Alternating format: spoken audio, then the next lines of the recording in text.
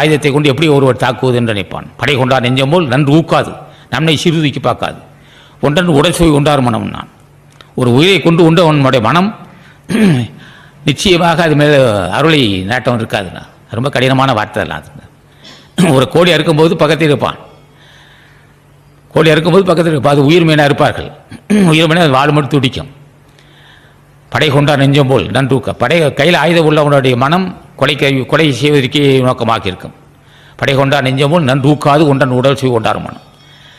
ஒரு உடம்பை உயிரை கொன்று அது உடம்பை உண்டவனோட மனம் நல்லதை சீர்தூக்கி பார்க்காதுன்னு சொன்னான். ஏன் இதெல்லாம் வல்லவன் சொல்லுகிறான், ஞானிகள் ஏன் சொல்லுகிறார்கள்? ஏன்னா என் மீது கோபமா? நம்ம புலால் சாப்பிட அவனுக்கு நட்டமா? இப்போ எங்களுக்கு நட்டமா? நாங்கள் சொல்லிட்டு இப்படியே போயிட்டுருப்போம்.